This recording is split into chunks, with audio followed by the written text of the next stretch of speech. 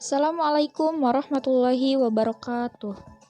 Welcome to my presentation. Sebelum kita mulai, perkenalkan terlebih dahulu. Nama saya Dea Nurita Anwar. Nomor NPM saya 182102200135. Dari Prodi Pendidikan Matematika STKIP 11 April Sumedang. Nah, saya membuat tugas ini ditujukan untuk memenuhi salah satu mata kuliah media pembelajaran matematika. Nah, saya akan membahas mengenai materi, relasi, dan fungsi.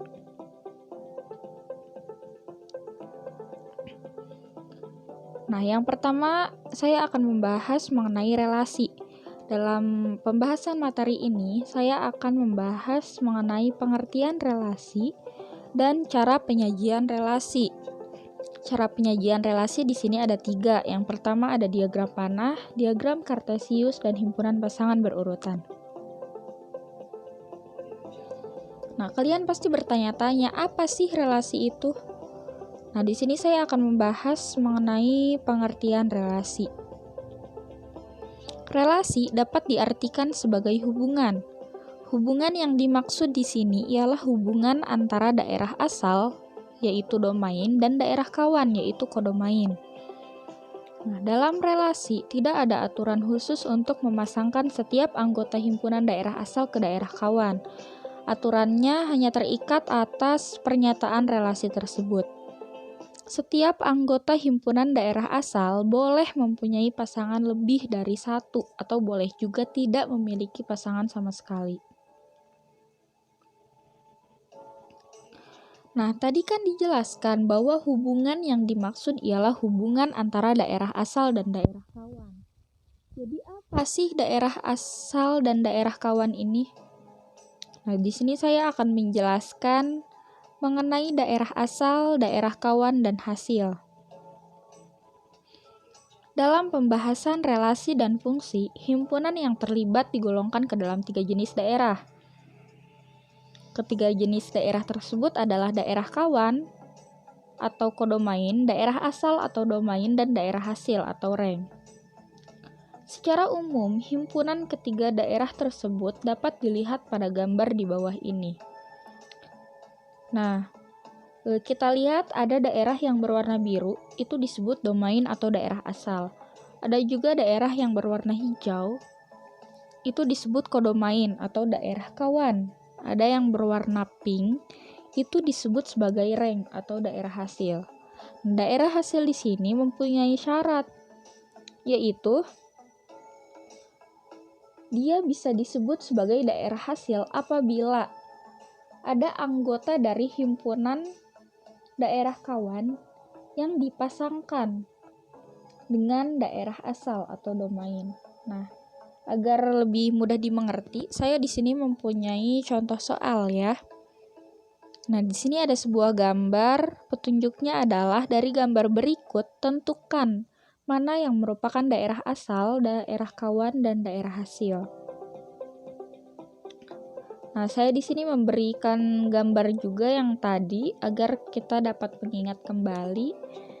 Kita langsung ke penyelesaian. Nah, yang pertama adalah daerah asal atau domain. Daerah asal ini merupakan himpunan tidak kosong di mana sebuah relasi didefinisikan. Biasanya disimbolkan dengan himpunan A. Nah, kalau kita lihat, domain itu daerah yang berwarna biru. Jadi, semua anggota yang berada pada himpunan yang berwarna biru atau tadi juga sudah disebutkan, disimbolkan dengan himpunan A pada gambar berikut adalah 1, 2, 3, dan 4. Jadi bisa kita simpulkan di sini domain pada soal tersebut adalah angka 1, 2, 3, dan 4. Nah, itu adalah daerah asal. Sekarang pindah ke daerah kawan. Daerah kawan merupakan daerah himpunan yang tidak kosong di mana anggota domain memiliki pasangan sesuai relasi yang didefinisikan. Biasanya disimbolkan dengan himpunan B. Nah, kita lihat di sini kodomain itu yang berwarna hijau ya, atau himpunan B yang tadi sudah disebutkan. Nah, jadi semua anggota yang berada pada himpunan B, yang entah itu berhubungan atau tidak dengan himpunan A, itu adalah termasuk ke dalam daerah kawan atau kodomain. Nah, jadi kita bisa lihat di sini, daerah kawan atau kodomain ini adalah 1, 4, 9, 12, dan 16. Nah, yang terakhir di sini adalah daerah hasil atau rank. Daerah hasil ini merupakan anggota himpunan kawan atau kodomain yang memiliki pasangan pada himpunan daerah asal. Nah, sebelumnya juga sudah saya jelaskan, hanya yang memiliki pasangan. Jadi kita lihat di sini anggota himpunan B yang berpasangan dengan anggota himpunan A adalah 1, 4, 9, dan 16. Jadi bisa kita simpulkan di sini daerah hasil atau rank pada soal berikut adalah angka 1, 4, 9, dan 16. Karena 12 tidak berpasangan ya, tidak memiliki pasangan dengan himpunan A. Nah, selanjutnya bagaimana sih cara penyajian relasi? Nah, kita akan menjelaskan di sini seperti yang sudah dijelaskan tadi. Cara penyajian relasi itu ada 3 cara, yaitu diagram panah, diagram kartesius, dan himpunan pasangan berurutan. Mengenai bagaimana cara penyajiannya akan dijelaskan di slide berikutnya. Nah, kita akan menjelaskan terlebih dahulu yaitu diagram panah. Diagram panah merupakan cara yang paling mudah untuk menyatakan suatu relasi. Diagram ini membentuk pola dari suatu relasi ke dalam bentuk gambar arah panah yang menyatakan hubungan antara anggota himpunan A dengan anggota himpunan B. Nah, di sini saya memiliki sebuah contoh. Ada 6 orang anak, yaitu Eka, Budi, Bayu, Ayu, Dwi, dan Satriani. Mereka diminta untuk menyebutkan jenis olahraga favorit mereka. Eka menyukai voli, Budi menyukai sepak bola dan catur, Bayu menyukai sepak bola, Ayu menyukai bulu tangkis dan tenis meja, Dwi menyukai sepak takraw, sedangkan Satriani menyukai bulu tangkis dan renang. Dari hasil uraian tersebut, terdapat 2 buah himpunan. Nah, himpunan pertama adalah himpunan anak, yang akan kita sebut sebagai himpunan A, dan yang kedua adalah himpunan olahraga yang kita sebut sebagai himpunan B. Hubungan antara himpunan A dan himpunan B dapat diilustrasikan dengan diagram panah seperti berikut. Nah, ini kita lihat ada gambar diagram panah di sini. Nah, himpunan A itu adalah himpunan anak, nama anak, dan himpunan B itu adalah jenis olahraga yang disukai oleh anak-anak tersebut. Nah, di sini kita lihat arah panahnya. Eka menyukai voli, Budi menyukai sepak bola dan catur, Bayu menyukai sepak bola, Ayu menyukai bulu tangkis dan tenis meja, Dwi menyukai sepak takraw, sedangkan Satriani menyukai bulu tangkis dan renang. Nah, diagram panah di samping menunjukkan relasi olahraga yang disukai dari himpunan A ke himpunan B. Arah panah menunjukkan anggota-anggota himpunan A yang berelasi dengan anggota-anggota tertentu pada himpunan B. Oke, selanjutnya kita akan membahas mengenai diagram kartesius. Relasi antara himpunan A dan B dapat dinyatakan dalam diagram kartesius. Anggota-anggota himpunan A berada pada sumbu mendatar dan anggota-anggota pada himpunan B berada pada sumbu tegak. Setiap pasangan anggota himpunan A yang berelasi dengan anggota himpunan B dinyatakan dengan titik atau noktah. Nah, gambar di bawah ini menunjukkan diagram kartesius dari relasi olahraga yang disukai berdasarkan ilustrasi di samping. Nah, ini adalah diagram kartesiusnya. Eka menyukai voli. Nah, kita berikan titik atau noktah di persinggungan antara Eka dan voli. Budi menyukai sepak bola, kita kasih titik juga di situ. Budi menyukai catur, Bayu menyukai sepak bola, Ayu menyukai bulu tangkis dan tenis meja, Dwi menyukai sepak takraw, sedangkan Satriani menyukai renang dan bulu tangkis. Selanjutnya, ini yang terakhir adalah himpunan pasangan berurutan. Nah, suatu relasi juga dapat dinyatakan dengan menggunakan himpunan pasangan berurutan. Caranya dengan memasangkan himpunan A dengan himpunan B secara berurutan. Kita dapat mengambil contoh dari contoh diagram panah tadi. Nah, ini adalah contoh diagram panah yang tadi sudah dijelaskan. Berdasarkan ilustrasi di samping, kita dapat menyatakan himpunan pasangan berurutan dengan memasangkan secara berurutan anggota-anggota himpunan A dan himpunan B.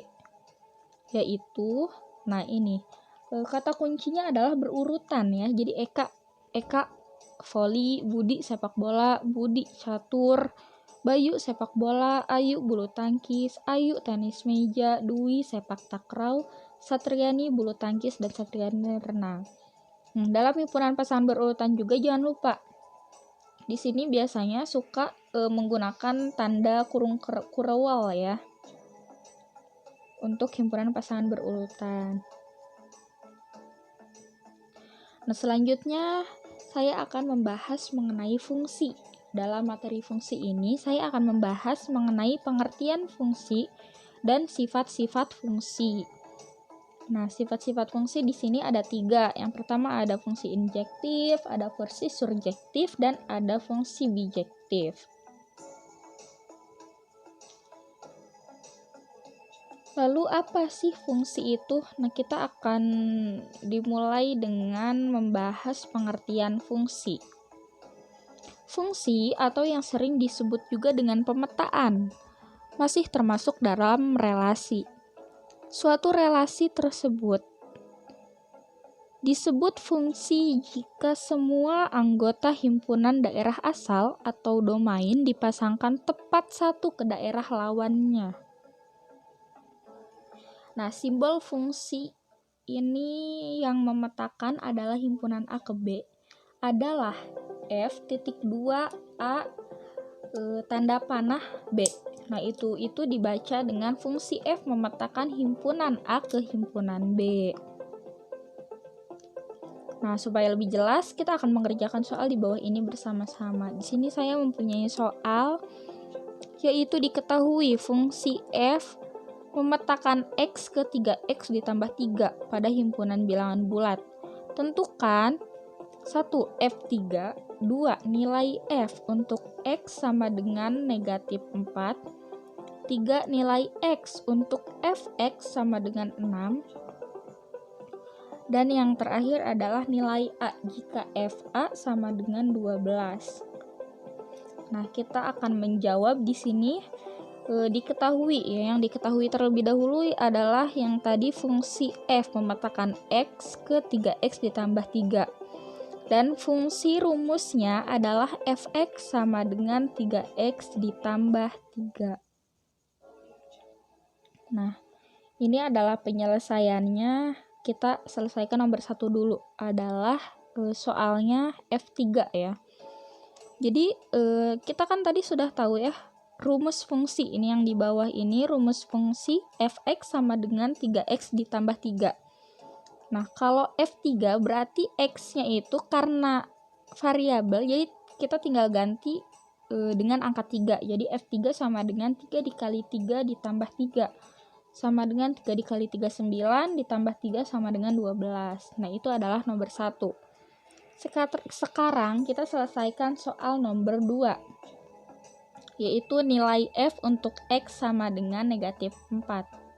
Nah, ini jawabannya untuk F sama dengan X sama dengan negatif 4 adalah sama ya, seperti yang tadi, kita tinggal mengganti si X ini dengan angka negatif 4, yaitu 3 dikali negatif 4 ditambah 3.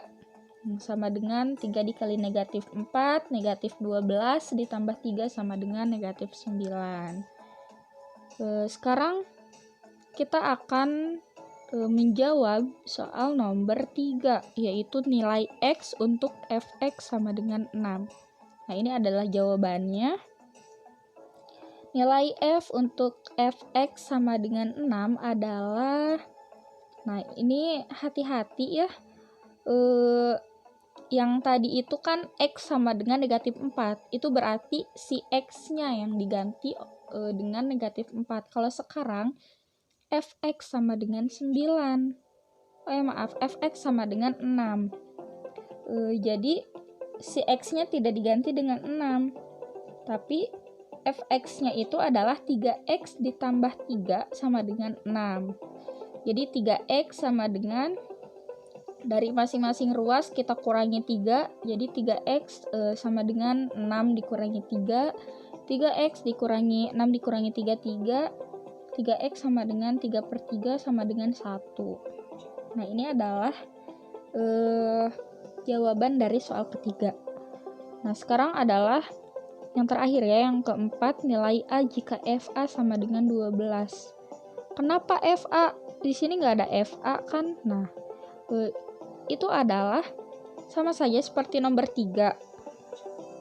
Kenapa sih FA gitu? Di sini kan di soalnya Fx gitu kan.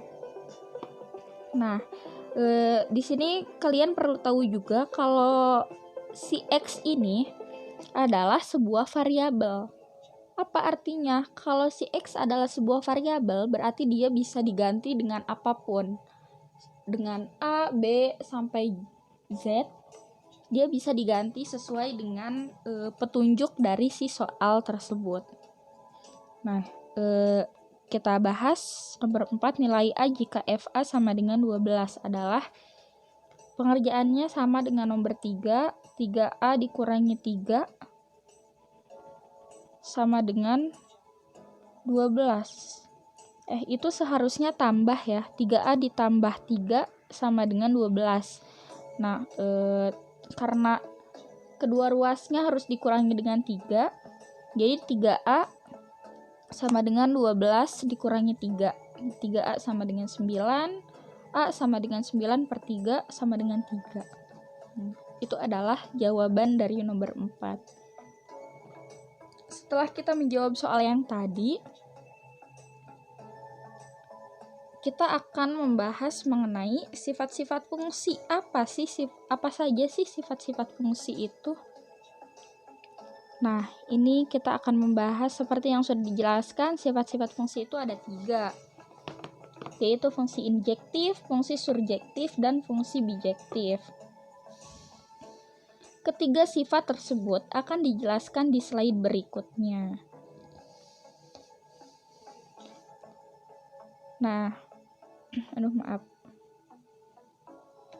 ini fungsi injektif atau fungsi into, atau disebut juga sebagai fungsi 1-1. Nah, fungsi pertama yang akan dibahas ini adalah fungsi injektif atau sering disebut fungsi into atau fungsi 1-1. Fungsi F memetakan A ke B dinyatakan fungsi injektif jika dan hanya jika anggota kodomain hanya dipasangkan satu kali dengan anggota domain. Nah, ini kuncinya, hanya dipasangkan satu kali dengan anggota domain. Pada fungsi injektif, anggota himpunan daerah kodomain boleh tidak memiliki pasangan. Namun, semua anggota kodomain yang terpasangkan hanya ada satu, tidak boleh ada yang lebih dari satu. Nah, kita perhatikan gambar di bawah ini ya, untuk mengetahui perbedaannya. Kita lihat gambar pertama dari sisi kiri, itu adalah injektif. Kenapa injektif? Karena anggota kodomainnya itu hanya dipasangkan satu kali dengan anggota domain. Jadi itu adalah termasuk fungsi injektif. Nah, kita lihat yang gambar di tengah, itu juga injektif. Kenapa? Karena anggota kodomainnya hanya dipasangkan satu kali dengan anggota domain ya, seperti contoh yang tadi. Tetapi ada satu anggota dari kodomain yang tidak terpasangkan. Nah, tapi walaupun ada yang tidak memiliki pasangan, anggota daerah kodomain ini boleh tidak memiliki pasangan. Seperti yang tadi dijelaskan ya. Nah, lalu yang terakhir adalah bukan injektif. Nah, kenapa si contoh ini bukan injektif? Karena ada anggota dari himpunan kodomain yang memiliki lebih dari satu pasangan, dan itu tidak diperbolehkan dalam fungsi injektif. Nah, kita lihat di sini pada anggota himpunan B ada si B3 yang memiliki 2 pasangan ya, atau memiliki lebih dari satu pasangan. Gak setia dia tuh. Nah, jadi ini bukan termasuk ke dalam fungsi injektif. Nah, kita lanjutkan ke dalam fungsi surjektif. Yang kedua ya, atau disebut juga fungsi onto. Nah, fungsi ini memiliki ciri yaitu anggota kodomainnya boleh memiliki pasangan lebih dari satu. Nah, ini malah sebaliknya, boleh memiliki pasangan lebih dari satu. Namun tidak boleh ada anggota kodomain yang tidak dipasangkan.